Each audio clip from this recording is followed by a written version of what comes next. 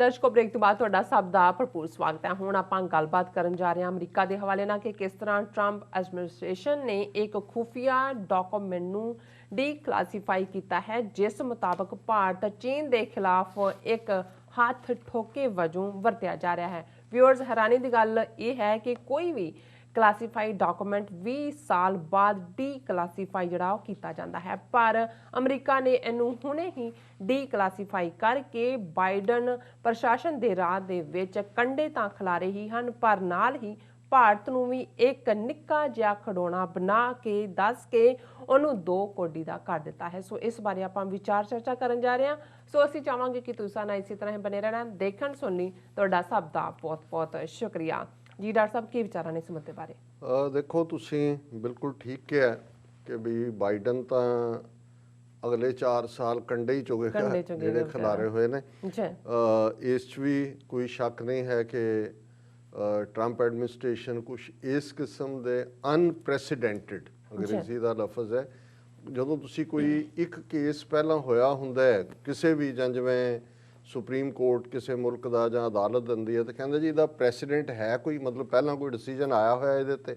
ਇਸੇ ਤਰ੍ਹਾਂ ਜਦੋਂ ਕੋਈ ਪਹਿਲਾ ਐਕਸ਼ਨ ਹੁੰਦਾ ਹੈ ਜਾਂ ਕਿਸੇ ਵੀ ਕੋਈ ਰਿਕਾਰਡ ਬਣਿਆ ਹੁੰਦਾ ਹੈ ਤੇ ਉਹਨੂੰ ਕੋਈ ਦੂਸਰਾ ਕਰਦਾ, ਕਹਿੰਦੇ ਜੀ ਇਹਦਾ ਪ੍ਰੈਸੀਡੈਂਟ ਹੈ। ਤੇ ਅਨਪ੍ਰੈਸੀਡੈਂਟਡ ਹੁੰਦਾ ਜਿਹੜਾ ਪਹਿਲਾਂ ਕਦੇ ਨਹੀਂ ਹੋਇਆ। ਹੁਣ ਦੁਨੀਆ ਦੇ ਵਿੱਚ ਜਿਹੜੀਆਂ ਖਾਸ ਤੌਰ ਤੇ ਖੁਫੀਆ ਸਮਝੌਤੇ ਹੁੰਦੇ ਨੇ, ਸੰਧੀਆਂ ਹੁੰਦੀਆਂ ਨੇ, ਮੁਲਕਾਂ ਦੇ ਇੰਟਰਸਟ ਜੁੜੇ ਹੁੰਦੇ ਨੇ, ਉਹਨੂੰ ਕਲਾਸੀਫਾਈ ਕਰ ਦਿੱਤਾ ਜਾਂਦਾ। ਉਹਨਾਂ ਡਾਕੂਮੈਂਟਸ ਨੂੰ ਕਹਿੰਦੇ ਨੇ ਕਲਾਸੀਫਾਈਡ ਡਾਕੂਮੈਂਟ।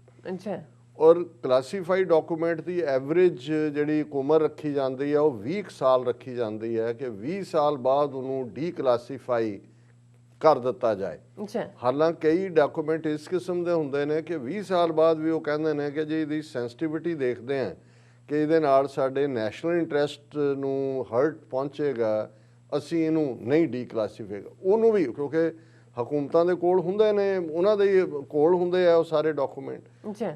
ਹੁਣ ਇਹ ਇੱਕ ਐਵਰੇਜ ਹੈ ਕਿ 20 ਸਾਲ ਬਾਅਦ ਹੀ ਕੋਈ ਵੀ ਡਾਕੂਮੈਂਟ, ਔਰ ਜਿਹੜੇ ਬਹੁਤ ਸਾਰੇ ਫਿਰ ਬਾਅਦ 'ਚ ਹਿਸਟਰੀ ਬਣਦੀ ਹੈ, ਜਿਵੇਂ ਹੁਣ ਪਿੱਛੇ ਨਿਕਸਨ ਈਰਾ ਦੇ ਡਾਕੂਮੈਂਟ ਡੀਕਲਾਸੀਫਾਈ ਹੋਏ ਕਿ ਹੈਨਰੀ ਕਿਸਿੰਜਰ ਇੰਡੀਆ ਬਾਰੇ ਕੀ ਸੋਚਦਾ ਸੀ, ਨਿਕਸਨ ਨੇ ਕੀ ਕਿਹਾ, ਜਾਂ ਇੰਗਲੈਂਡ ਦੇ ਵਿੱਚ ਜਦੋਂ ਆਇਆ ਕਿ ਮਾਰਗਰੇਟ ਥੈਚਰ 1984 'ਚ ਕਿਵੇਂ ਫਰਵਰੀ ਦੇ ਮਹੀਨੇ ਇੰਦਰਾ ਗਾਂਧੀ ਨੇ ਥੈਚਰ ਨੂੰ ਲਿਖਿਆ ਕਿ ਮਦਦ ਕਰੋ ਸਾਡੀ, ਔਰ ਇਹਨਾਂ ਨੇ ਆਪਣੀ ਇੰਟੈਲੀਜੈਂਸ ਦੇ ਬੰਦੇ ਭੇਜੇ ਜਿਨ੍ਹਾਂ ਨੇ ਰੇਕੀ ਕੀਤੀ ਦਰਬਾਰ ਸਾਹਿਬ ਤੇ ਹਮਲੇ ਲਈ।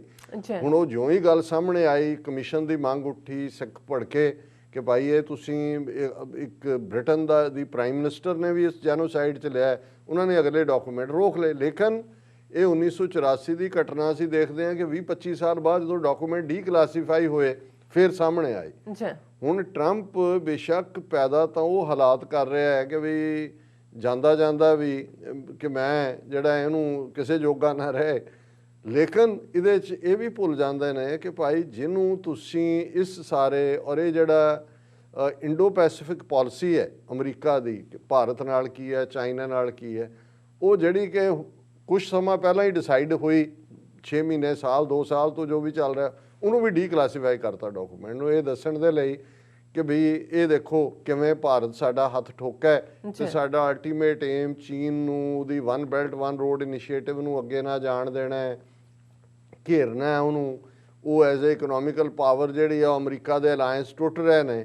ਹੁਣ ਇਹਦੇ 'ਚ ਜ਼ਾਹਰ ਹੈ ਕਿ ਹੱਥ ਠੋਕਾ ਕੌਣ ਹੈ? ਅਮਰੀਕਾ ਤਾਂ ਟਰੰਪ ਨੇ ਤਾਂ ਆਪਣਾ ਕੰਮ ਕਰਤਾ, ਪਰ ਇਹ ਦੱਸ ਦਿੱਤਾ ਹੈ ਕਿ ਵੀ ਜਿਹੜਾ ਭਾਰਤ ਆਪਣੇ ਆਪ ਨੂੰ ਦੁਨੀਆ ਦੀ ਸਭ ਤੋਂ ਵੱਡੀ ਜਮਹੂਰੀਅਤ ਕਹਿ ਕੇ ਆਪਣੀ ਕਾਫੀ ਲੰਬਾ ਵਕਤ ਨੌਨ ਅਲਾਈਨਮੈਂਟ ਦਾ ਜਿਹੜਾ ਉਹ ਚੋਗਾ ਪਾਈ ਰੱਖਿਆ, ਫਿਰ ਹੋਇਆ ਜੀ ਅਸੀਂ ਹੁਣ ਪਾਵਰ ਐਮਰਜ ਹੋ ਗਏ, ਅਸੀਂ ਵੀ ਡਿਸਾਈਡ ਅਵਰ ਓਨ ਪਾਲਿਸੀ।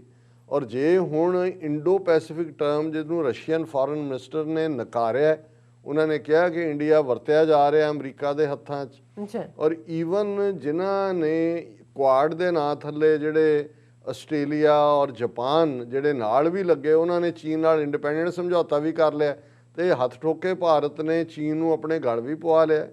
ਔਰ ਇਹ ਜਿਹੜਾ ਈਵਨ ਇਸ ਡਾਕੂਮੈਂਟ ਦਾ ਹੀ ਇਹ ਹਿੱਸਾ ਆਉਂਦਾ ਹੈ ਕਿ ਕਿਵੇਂ ਡੋਕਲਾਮ ਕ੍ਰਾਈਸਿਸ ਵੀ ਜਿਹੜਾ 3 ਸਾਲ ਪਹਿਲਾਂ ਹੋਇਆ, ਉਹ ਵੀ ਉਸ ਤੋਂ ਬਾਅਦ ਹੀ ਹੋਇਆ ਜਦੋਂ ਮੋਦੀ ਨੇ ਆਪਣੀ ਇੰਟੈਂਟ ਦੱਸੀ ਕਿ ਬਈ ਉਹ ਅਮਰੀਕਾ ਦਾ ਸਟੂਜ ਬਣਨ ਨੂੰ ਤਿਆਰ ਹੈ। ਇਸੇ ਤਰੀਕੇ ਦੇ ਨਾਲ ਅਸੀਂ ਗਲਵਾਨ ਵੈਲੀ ਔਰ ਹਜ਼ਾਰਾਂ ਸਕੁਅਰ ਕਿਲੋਮੀਟਰ ਲੈਂਡ ਜਿਹੜੀ ਇਹਨਾਂ ਦੀ ਈਸਟਰਨ ਬਾਰਡਰ ਲਦਾਖ ਦੇ ਵਿੱਚ ਜਿਹੜੀ ਆ ਉਹ ਉਹਨਾਂ ਨੇ ਚੀਨ ਨੇ ਆਕੂਪਾਈ ਕੀਤੀ ਹੈ। ਔਰ ਇਸ ਸਾਰੇ ਦੇ ਉਹ ਹਿਊਮਿਲੇਸ਼ਨ ਐਵਰੀਡੇ ਹੋ ਰਹੀ ਹੈ। ਉਹਨਾਂ ਨੇ ਈਵਨ ਜਿਹੜੇ ਜੁਆਇੰਟ ਜਦੋਂ ਤੋਂ ਇਹਨਾਂ ਦੇ ਡਿਪਲੋਮੈਟਿਕ ਰਿਲੇਸ਼ਨ ਹੋਏ ਸੀ ਸਥਾਪਿਤ 60 ਸਾਲ ਪਹਿਲਾਂ, ਉਹ ਦਿਨ ਵੀ ਮਨਾਉਣ ਤੋਂ ਨਾ ਕਰ ਦਿੱਤੀ। ਉਹਨਾਂ ਦੇ 3 ਦਰਜਨ ਤੋਂ ਜ਼ਿਆਦਾ 4 ਦਰਜਨ ਦੇ ਨੇੜੇ ਤੇੜੇ ਜਿਹੜੇ ਸੇਲਰ ਫਸੇ ਹੋਏ ਨੇ ਪਿਛਲੇ 6 ਮਹੀਨੇ ਤੋਂ ਉੱਥੇ ਉਹਨਾਂ ਦੇ ਆਸਟ੍ਰੇਲੀਅਨ ਜਹਾਜ਼ਾਂ 'ਚ, ਉਹਨਾਂ ਨੂੰ ਵੀ ਨਹੀਂ ਨਿਕਲਣ ਦੇ ਰਹੇ। ਔਰ ਇਹ ਜਿਹੜੀ ਖਬਰ ਅੱਜ ਪ੍ਰੋਮੀਨੈਂਟਲੀ ਹੈ ਕਿ ਭਾਈ ਇਹ strong India would act as counter balance to China says declassified US document. ਉਹਨਾਂ ਨੇ ਕਿਹਾ ਜੀ ਅਸੀਂ ਜਿਹੜਾ ਭਾਰਤ ਨੂੰ ਇਸ ਲਈ ਖੜਾ ਕੀਤਾ ਕਰ ਰਹੇ ਹਾਂ ਕਿ ਜਿਵੇਂ ਚਾਈਨਾ ਅੱਗੇ ਵੱਧ ਕੇ ਸਟਰੋਂਗ ਹੋ ਗਿਆ ਹੈ, ਉਹਨੂੰ ਕਾਊਂਟਰ ਬੈਲੈਂਸ ਕਰਨ ਦੇ ਲਈ। ਸੋ ਹੁਣ ਹੱਥ ਠੋਕਾ ਕੀ ਹੁੰਦਾ ਹੈ? ਜਦੋਂ ਤੁਸੀਂ ਆਪਣਾ ਹਿੱਤ ਨਹੀਂ ਵਾਚ ਕਰ ਰਹੇ, ਤੁਸੀਂ ਕਿਸੇ ਦੇ ਲਈ ਕੰਮ ਕਰ ਰਹੇ ਹੋ ਔਰ ਤੁਸੀਂ ਕਿਸੇ ਦਾ ਇੰਟਰਸਟ ਜਿਹੜਾ ਉਹਨੂੰ ਫੁਲਫਿਲ ਕਰ ਰਹੇ ਹੋ। ਔਰ ਇਸ ਦੇ ਉੱਤੇ 2 ਪ੍ਰੋਮੀਨੈਂਟ ਸਟੋਰੀਜ਼ ਨੇ, ਮੈਂ ਥੋੜਾ ਦੋਨਾਂ ਨੂੰ ਟੱਚ ਕਰਾਂਗਾ। ਪਹਿਲਾਂ ਤਾਂ ਇਹ ਹੈ ਕਿ ਵੀ ਇਹ ਜਿਹੜਾ ਡੀਕਲਾਸੀਫਾਈਡ ਡਾਕੂਮੈਂਟ ਹੈ, ਇਹ ਹੈ newly declassified 2018 strategic framework for Indo Pacific. ਇਹ 2018 ਦਾ ਡਾਕੂਮੈਂਟ ਹੈ ਕਿ ਬਈ ਇੰਡੋ ਪੈਸੀਫਿਕ ਸਾਡੀ ਕੀ ਲਾਈਨ ਹੋਏਗੀ। ਔਰ ਅਸੀਂ ਡੋਕਲਾਮ ਕ੍ਰਾਈਸਿਸ ਦੀ ਵੀ ਗੱਲ ਕੀਤੀ ਕਿ ਉਹ ਚੀਨ ਨੇ ਇਹਨਾਂ ਨੂੰ ਹੀ ਸਬਕ ਸਿਖਾਇਆ ਸੀ ਕਿ ਬਈ ਇਹ ਤੁਸੀਂ ਕਰੋ ਇੰਡੋ ਪੈਸੀਫਿਕ। ਉਹਨਾਂ ਨੇ ਕਿਹਾ ਕਿ ਬਈ ਇਹਦੇ 'ਚੋਂ ਅੰਡਰਲਾਈਨ ਹੁੰਦਾ ਹੈ ਕਿ ਹਾਊ ਪ੍ਰੋਮੀਨੈਂਟਲੀ ਇਹ strategic competition between US and China set Washington's regional policy over the past 4 years। ਕਿ ਬਈ ਇਹ ਸਾਰੀ ਜਿਹੜੀ ਕ੍ਰਾਈਸਿਸ ਹੈ ਇਹ ਤਾਂ ਚਾਈਨਾ ਦੀ ਸੁਪਰਾਮੇਸੀ ਇਕਨੋਮਿਕ ਔਰ ਮਿਲਟਰੀ ਫੀਲਡ ਦੇ ਵਿੱਚ ਹੈ। ਔਰ ਉਹਦੇ 'ਚ ਜਿਹੜੇ ਡਾਕੂਮੈਂਟਸ ਉਹਨਾਂ ਨੇ ਓਬਜੈਕਟਿਵ ਰੱਖੇ ਨੇ ਕੀ ਹੈ, the document the outline document proposals are promoting American values throughout the region to counterbalance the values being promoted by China।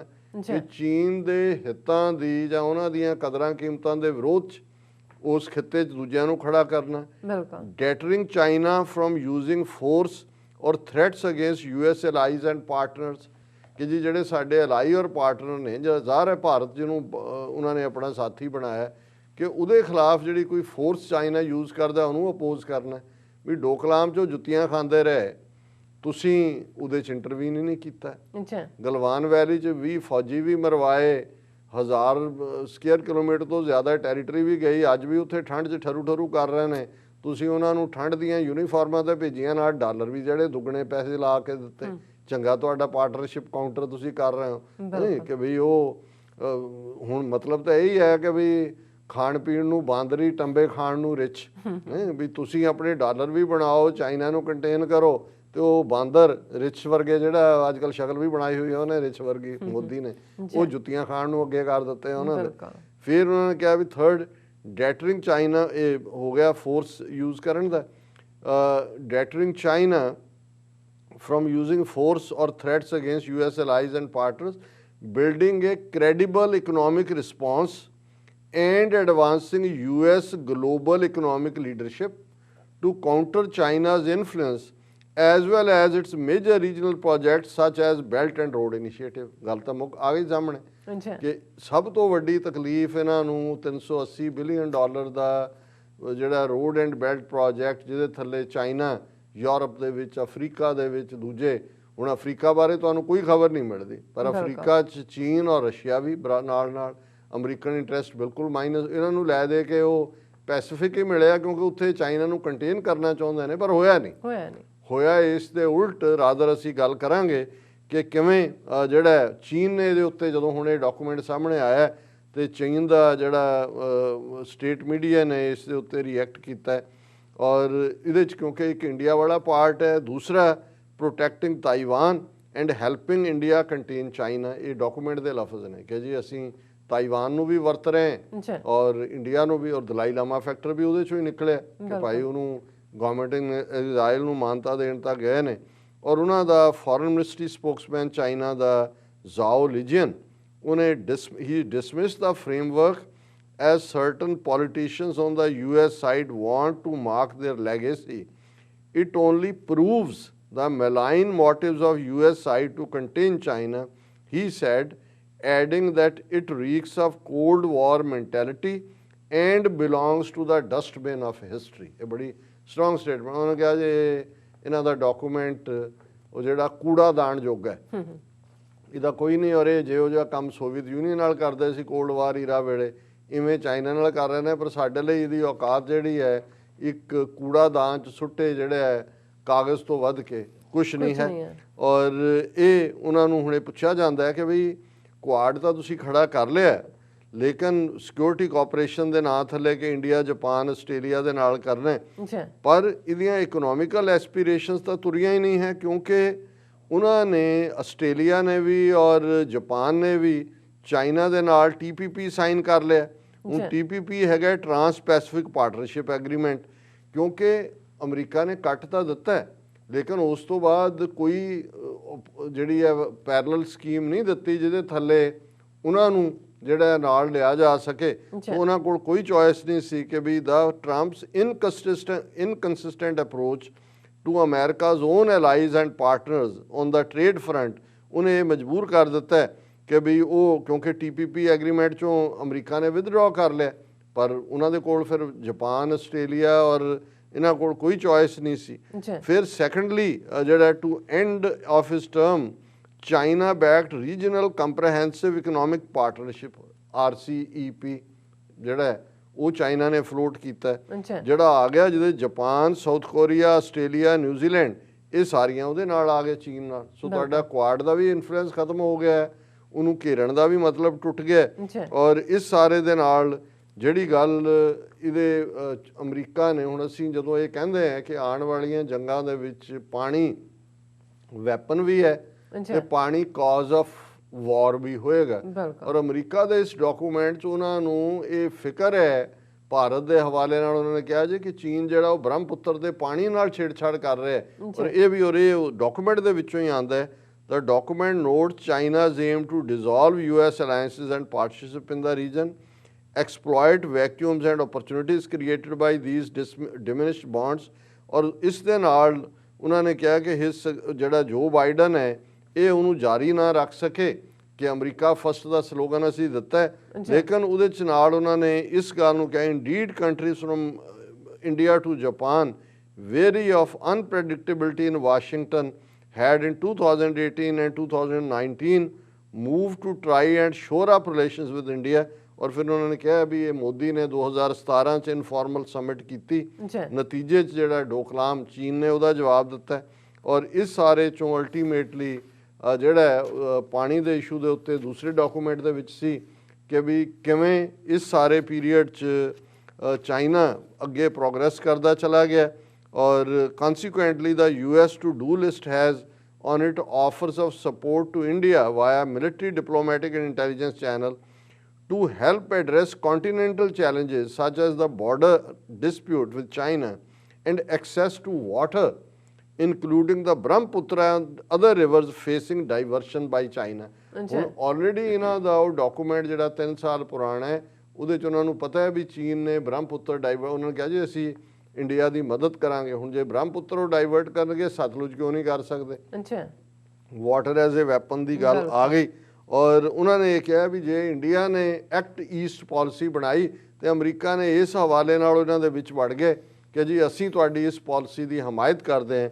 ਸੋ ਇੱਕ ਪਾਸੇ ਤਾਂ ਚੀਨ ਦੇ ਨਾਲ ਇਹਨਾਂ ਨੇ ਖਾਮਖਾ ਅਮਰੀਕਾ ਦੀ ਇਹ ਪਾਲਿਸੀ ਸੀ। ਹੁਣ ਇਹ ਡਾਕੂਮੈਂਟ ਜਿਹੜਾ ਡੀਕਲਾਸੀਫਾਈ ਹੋਇਆ ਦੱਸ ਰਿਹਾ ਕਿ ਭਾਰਤ ਕਿਵੇਂ ਹੱਥ ਠੋਕਾ ਬਣਿਆ, ਪਰ ਤੁਸੀਂ ਇਹਨਾਂ ਦਾ ਹਾਲ ਦੇਖੋ ਕਿ ਕਿਵੇਂ ਆਪਣੇ ਲੋਕਾਂ ਨੂੰ ਗੁੰਮਰਾਹ ਕਰ ਰਹੇ ਨੇ, ਕਿਵੇਂ ਇਹਨਾਂ ਦੀਆਂ ਪਾਲਿਸੀਜ਼ ਅਲਟੀਮੇਟਲੀ ਭਾਰਤ ਦੀ ਬੇੜੀ ਨੂੰ ਡੋਬ ਰਹੀਆਂ। ਅੱਜ ਉਹਨਾਂ ਦਾ ਡਿਫੈਂਸ ਮਿਨਿਸਟਰ ਰਾਜਨਾਥ ਸਿੰਘ ਕਹਿ ਰਿਹਾ befitting reply if any super power hurts national pride India never wanted conflict with any nation and prefer to maintain peace and friendly. ਉਹਨੂੰ ਕਹਿੰਦੇ ਸਾਡੇ ਖੂਨ ਦੇ ਵਿੱਚ ਹੀ ਪੀਸ ਹੈ। ਹੁਣ ਇਹ ਸੁਪਰ ਪਾਵਰ ਕਿਹਨੂੰ ਕਹਿ ਰਿਹਾ? ਚਾਈਨਾ ਨੂੰ। ਦੇਖੋ ਜੀ ਸੁਪਰ ਪਾਵਰ ਤਾਂ ਤੁਸੀਂ ਸੀ, ਬਿਲਕੁਲ। ਤੁਸੀਂ ਕਹਿੰਦੇ ਸੀ 2025 ਤੱਕ ਅਸੀਂ ਚੀਨ ਨੂੰ ਸੁੱਟ ਦੇਣਾ ਥੱਲੇ, 2050 ਤੱਕ ਅਮਰੀਕਾ ਨੂੰ ਸੁੱਟ ਦੇਣਾ ਹੈ। ਤੇ ਹੁਣ ਇਹ ਉਹਨਾਂ ਦਾ ਡਿਫੈਂਸ ਮਿਨਿਸਟਰ ਇੱਕ ਪਾਸੇ ਡੀਕਲਾਸੀਫਾਈਡ ਡਾਕੂਮੈਂਟ ਹੈ ਜਿਹੜਾ ਦੱਸ ਰਿਹਾ ਕਿ ਭਾਰਤ ਕਿਵੇਂ ਹੱਥ ਠੋਕਾ ਬਣਿਆ ਅਮਰੀਕਾ ਦੇ ਹੱਥਾਂ, ਤੇ ਇਹ ਰਾਜਨਾਥ ਸਿੰਘ ਜੁੱਤੀਆਂ ਖਾ ਕੇ ਪਿਛਲੇ 3-4 ਸਾਲ ਤੋਂ ਜਦੋਂ ਤੋਂ ਅਮਰੀਕਾ ਦੇ ਇਸ ਡਾਕੂਮੈਂਟ ਦੇ ਮੁਤਾਬਕ ਕੰਮ ਸ਼ੁਰੂ ਕੀਤਾ ਹੈ, ਉਹ ਬਾਣੀਏ ਵਾਂਗੂ ਜਿਹਦੇ ਚਪੇੜਾ ਮਾਰ ਰਿਹਾ ਕਿਸਾਨ, ਉਹ ਕਹਿੰਦਾ ਇਬਕੀ ਬਾਰ ਮਾਰ ਤੋਂ ਦੇਖੋ, ਉਹਨੇ ਹੋਰ ਸੁੱਟੀ, ਫਿਰ ਖਲੋ ਗਿਆ ਪਰ ਇਬਕੀ ਬਾਰ ਮਾਰ ਤੋਂ ਦੇਖੋ। ਮੈਨੂੰ ਲੱਗਦਾ ਵੀ ਇਹਨਾਂ ਨੇ ਇਹ ਸਾਰਾ ਹੀ ਆਉਣ ਵਾਲੇ ਪੀਰੀਅਡ ਦੇ ਵਿੱਚ ਜੁੱਤੀਆਂ ਵੀ ਖਾਣੀਆਂ ਨੇ। ਉਹ ਜਿਵੇਂ ਕਹਿੰਦੇ ਕਿ 100 ਜੁੱਤੀਆਂ ਵੀ ਖਾਧੀਆਂ, 100 ਗੰਢੇ ਵੀ ਖਾਧੇ। ਔਰ ਹੁਣ ਇੱਕ ਪਾਸੇ ਤਾਂ ਇਹ ਕਹਿਣ, ਨਾਲ ਦੀ ਨਾਲ ਇਹ ਖਬਰ ਵੀ ਹੈ, India China continue to maintain close communication, ministry of external affairs on Ladakh standoff. ਉਹਨਾਂ ਦੀ ਅੱਜ ਐਕਸਟਰਨਲ ਅਫੇਅਰ ਨਹੀਂ ਜੀ, ਬਿਲਕੁਲ ਗੱਲਬਾਤ ਹੋ ਰਹੀ ਹੈ, ਬਹੁਤ ਜਲਦੀ ਕਮਾਂਡਰ ਲੈਵਲ ਗੱਲਬਾਤ ਫਿਰ ਹੋਣੀ ਹੈ। ਜਿਵੇਂ ਇਹਨਾਂ ਨੇ ਕਿਸਾਨਾਂ ਨੂੰ ਉਲਝਾਇਆ ਹੋਇਆ ਵੀ ਰਾਊਂਡ ਹੋਰ ਹੋਏਗਾ। ਔਰ ਇਧਰ ਇਹ ਤਰਲੇ ਕਰ ਰਿਹਾ ਰਾਜਨਾਥ ਸਿੰਘ ਕਿ ਜੀ ਸੁਪਰ ਪਾਵਰ ਸਾਹਿਬ ਅਸੀਂ ਤਾਂ ਬਹੁਤ ਪੀਸਫੁਲ ਹੈ, ਤੇ ਅਮਰੀਕਨ ਡਾਕੂਮੈਂਟ ਜਿਹੜਾ ਡਿਸਕਲੋਜ਼ ਕਰ ਰਿਹਾ ਹੈ ਕਿ ਕਿਵੇਂ ਇਹਨਾਂ ਨੇ ਉਹ ਜਿਹੜੀ ਹੈ ਉਹ ਚੌਪੜ ਵਿਛਾਇਆ ਖੇਡ ਖੇਡਣ ਦੇ ਲਈ, ਪਰ ਅਲਟੀਮੇਟਲੀ ਚੀਨਿਆਂ ਨੇ ਉਹ ਸਣੇ ਚੌਪੜ ਸਣੇ ਗੋਟੀਆਂ ਸਭ ਕੁਝ ਲਪੇਟ ਲਪੂਟ ਕੇ ਜਿਹੜਾ ਇਹਨਾਂ ਨੂੰ ਹੀ ਪੈਕ ਕਰਕੇ ਉੱਥੋਂ ਭੇਜ ਦਿੱਤਾ ਹੈ। ਤੇ ਉਹਨਾਂ ਨੇ ਕਿਹਾ ਜੀ ਆ ਜਿਹੜਾ ਤੁਹਾਡਾ ਪਾਰਟਨਰ ਹੈ ਉਹਦਾ ਕੰਨ ਫੜਿਆ ਹੋਇਆ ਉਹਨਾਂ ਨੇ, ਇੱਕ ਕੰਨ ਮਰੋੜ ਕੇ ਉਹਨਾਂ ਜਿਹੜਾ ਉਹ ਫਿਰ ਦੂਜਾ ਫੜ ਲੈਂਦੇ ਨੇ, ਨਾਲ ਦੀ ਨਾਲ ਉਹ ਕਹਿੰਦੇ ਜੀ ਇਹ ਛੱਡ ਦਿਓ ਫਿਰ ਉਹ ਦੂਜਾ ਫੜਿਆ ਹੁੰਦਾ। ਸੋ ਇਹ ਜੇ ਤੁਸੀਂ ਚੀਨ ਦੀ ਨੀਤੀ ਵੀਜ਼ਾ ਵੀ ਭਾਰਤ ਪਿਛਲੇ 3 ਸਾਲ ਤੋਂ ਦੇਖੋ, ਡੋਕਲਾਮ, ਗਲਵਾਨ, ਪੈਂਗੋਂਗ ਸੋ ਲੇਕ, ਅਗੇਨ ਸੇਲਰਸ ਜਿਹੜੇ, ਔਰ ਇਹ ਕੁਆਡ ਦੇ ਹਵਾਲੇ ਨਾਲ ਆਸਟ੍ਰੇਲੀਆ ਜਾਪਾਨ ਨਾਲ ਦੀ ਨਾਲ ਉਹਨਾਂ ਨੇ RCEP ਦੇ ਵਿੱਚ ਆ ਗਏ। ਸੋ ਹੁਣ ਇਹਨੂੰ ਜੇ ਸਕਸੈਸਫੁਲ ਫੋਰਨ ਪਾਲਿਸੀ ਕਹਿੰਦੇ ਨੇ, ਆਪਣੇ ਆਪ ਨੂੰ ਭਾਰਤ ਮਾਤਾ ਦੇ ਸਪੁੱਤਰ ਕਹਿੰਦੇ ਨੇ, ਤੇ ਫਿਰ ਜਿਹੜਾ ਇਸ ਤੋਂ ਤਾਂ ਤੁਸੀਂ ਉਹੀ ਜਿਵੇਂ ਚਾਣਕਿਆ ਨੇ ਕਿਹਾ ਕਿ ਵੀ ਝੂਠ ਇੰਨਾ ਵੱਡਾ ਬੋਲੋ ਕਿ ਕੋਈ ਯਕੀਨ ਹੀ ਨਾ ਕਰ ਸਕੇ ਵੀ ਇਹ ਝੂਠ ਹੈ। ਤੇ ਜਿੰਨੀਆਂ ਜੁੱਤੀਆਂ ਪੈ ਰਹੀਆਂ ਹੁਣ, ਹਰ ਜੁੱਤੀ ਖਾ ਕੇ ਨਾਲ ਉੱਚੀ ਸਾਰੀ ਕਹੋ ਹਮ ਜੀਤ ਰਹੇ हैं, हम जीत रहे हैं। जी डॉक्टर साहब, थोड़ा बहुत शुक्रिया। साथ लेने ब्रेक व्यूअर्स तो इसे तरह ही जुड़े रहना, मिलते हैं आफ्टर दिस शॉर्ट ब्रेक।